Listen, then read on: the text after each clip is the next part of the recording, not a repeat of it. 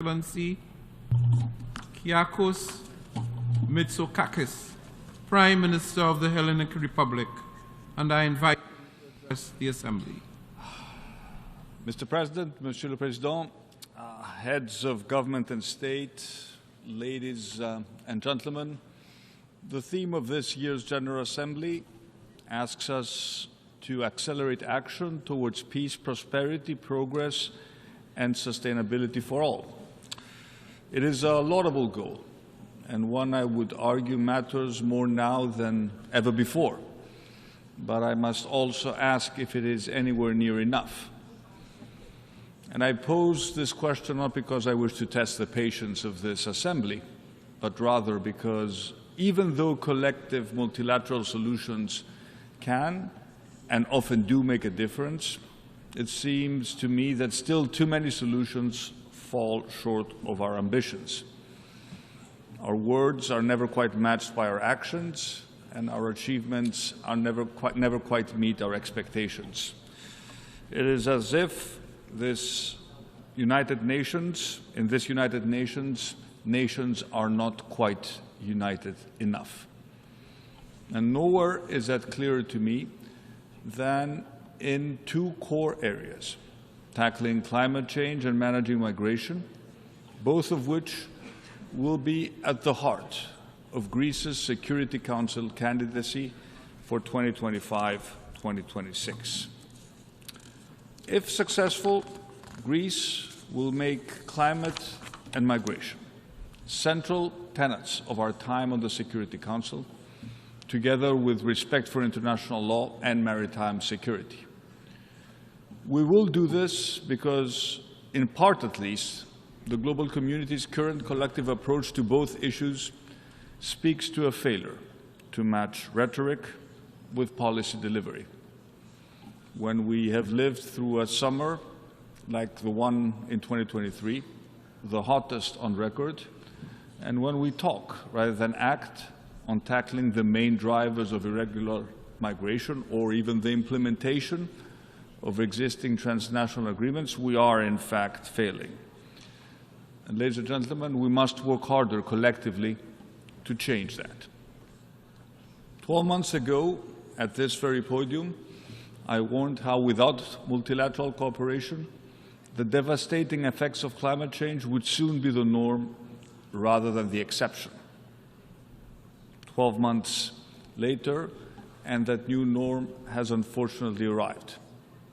This summer, floods, fires, heat waves, and landslides have gripped the European South, North Africa, and the Mediterranean, bringing unprecedented destruction to the region from Slovenia to Libya, from Italy to Greece. For Greeks, nowhere was this more apparent than across Evros, in the northeast of my country. Here, the largest blaze ever recorded in the European Union burned continuously for almost 2 weeks. In all, 20 people were killed, hundreds lost homes and livelihoods, and an area greater in size than this city, New York, was razed to ashes. 700 firefighters from across Europe fought valiantly to contain this devastating megafire, but they couldn't tame it. And as if that was not enough, 10 days later, Greece was struck by Storm Daniel. The Thessaly region, in the center of the country, saw twice as much rainfall in one day than falls in London in an entire year. It was the worst storm to hit Greece in over a century. And Daniel carved its destructive path not only through my country, but through Libya too, landing upon the coastal city of Derna, where the death toll now stands in the tens of thousands. The impact of these events across the Mediterranean is unprecedented. Lives lost, businesses destroyed, communities upended, social cohesion undermined, the fragile ecology of our most precious natural habitats severely compromised. I accept, of course, that the climate crisis is not an alibi for everything, but the science is clear. Unprecedented temperatures, fueled by global warming are creating the conditions that drive these catastrophic events. And this is no longer a crisis of the poorest or the global south. Our own very unequal battle with nature is now being fought out across the European south and the Mediterranean in particular. And this, ladies and gentlemen, is the new reality of climate change. Greece and our many friends and neighbors who ring the Mediterranean now face similar challenges to those countries which have been at the sharp end of the climate crisis. And like those countries, we need a much more coordinated response. In Greece, we have pumped hundreds of millions into mitigation. We have introduced our first ever climate law. We're driving ambitious proposals around decarbonizing our islands. We partner with multinationals in the pursuit of green technology. We invest heavily in renewables, where given our natural assets of wind, sun and sea, the potential is huge.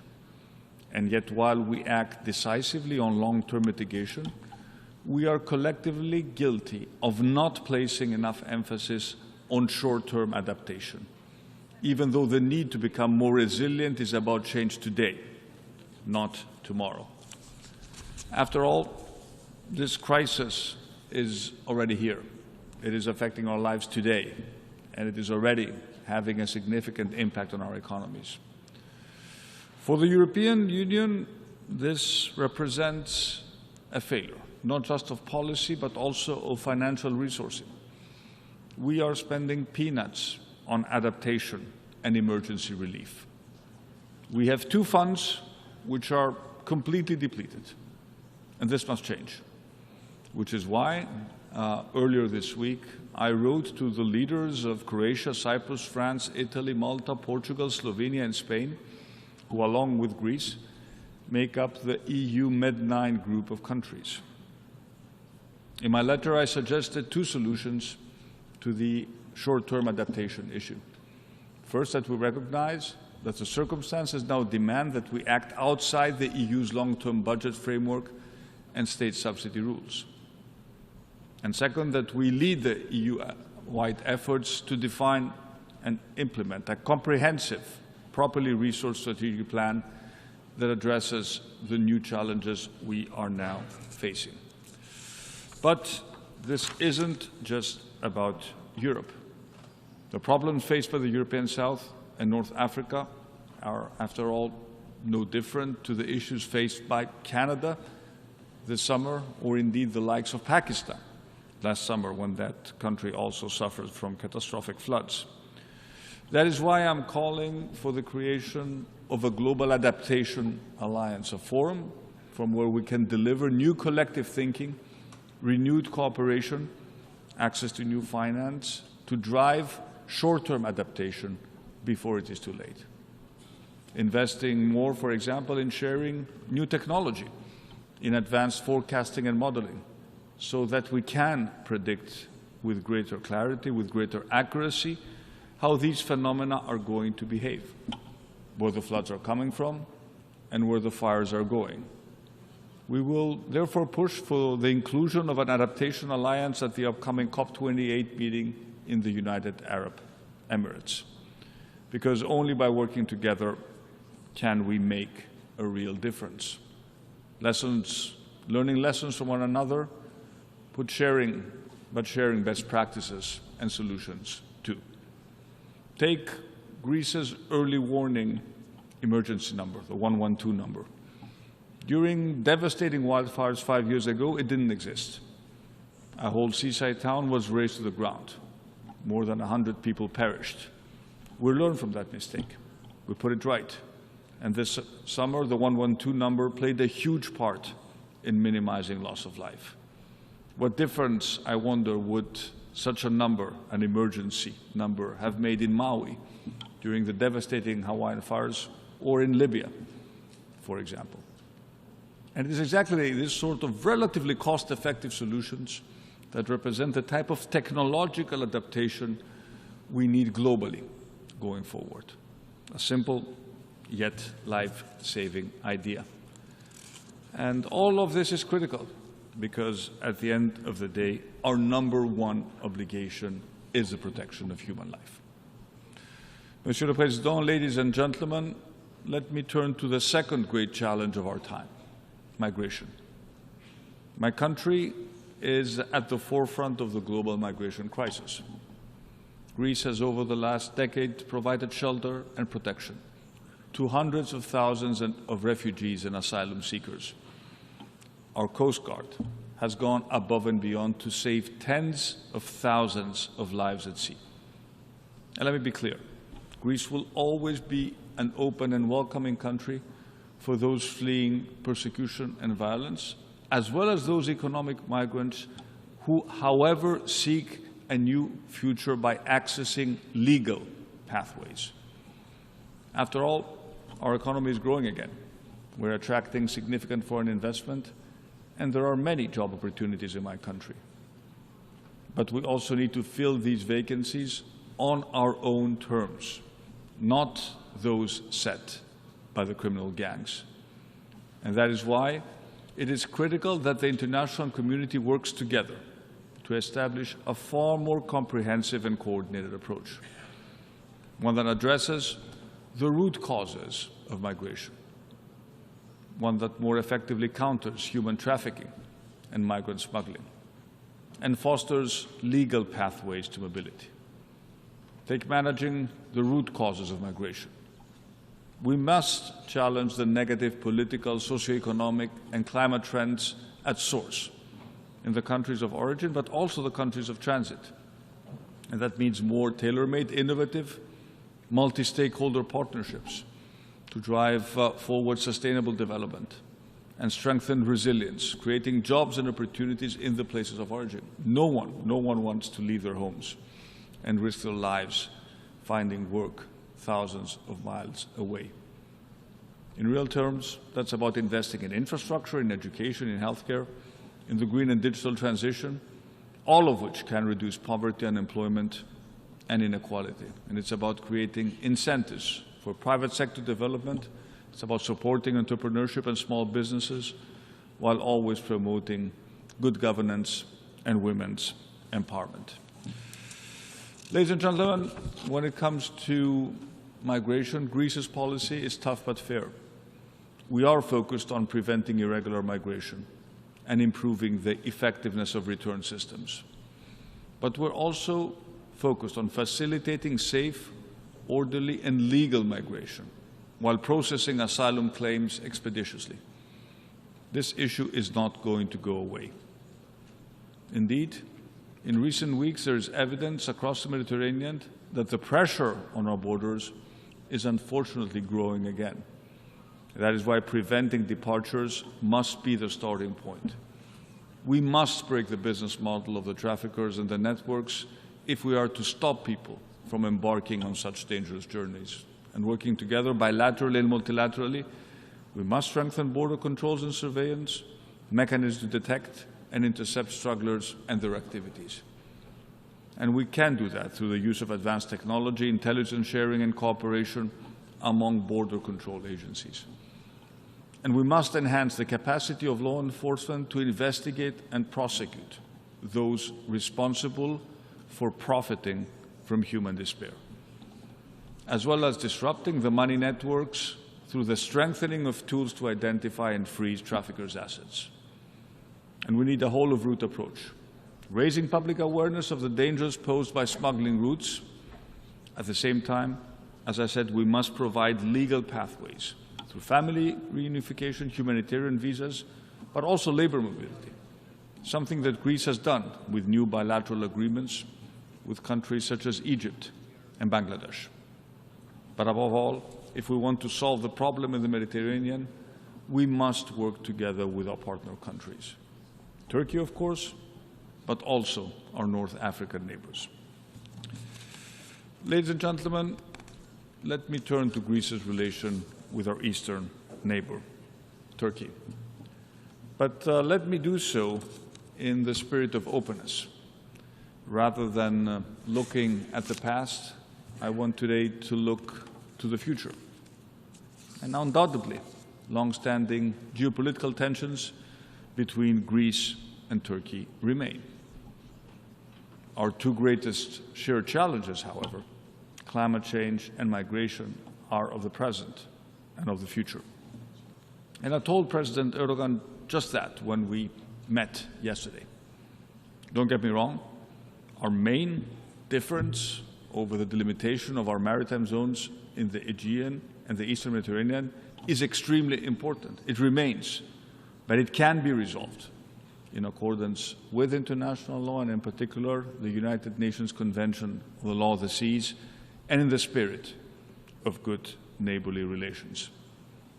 We have made good progress over the past months in terms of normalizing our relationships, and it is in our mutual interest to continue down that path. Turning to Cyprus, this remains unfortunately at its core an issue of an illegal invasion and occupation in violation of the fundamental principles of the United Nations Charter. Our commitment to Cyprus's sovereignty, territorial integrity, and a solution of one state based on a bizonal, bicommunal federation is steadfast.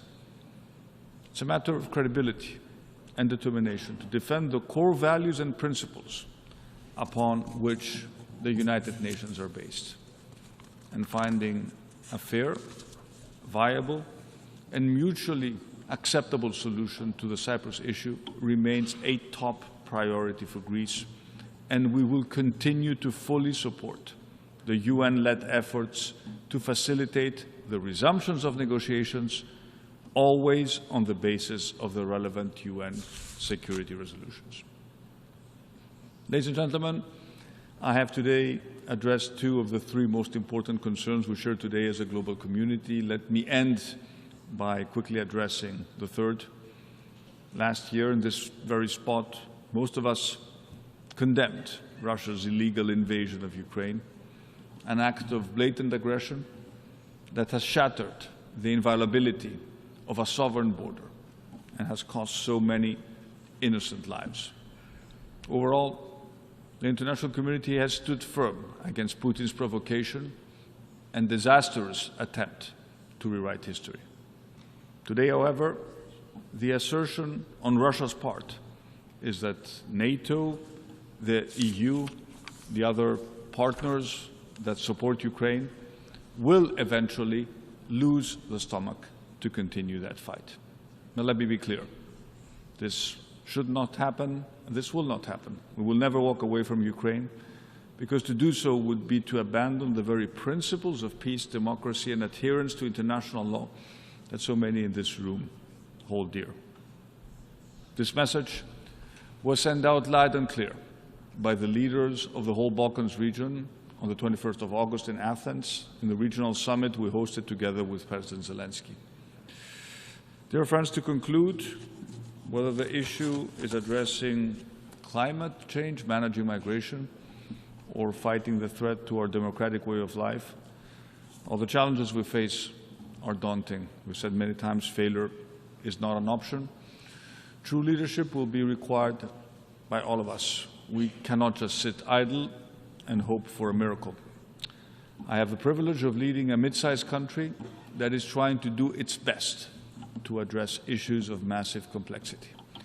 But it is time for the really big players to step up to the plate and deliver. Thank you very much for your attention.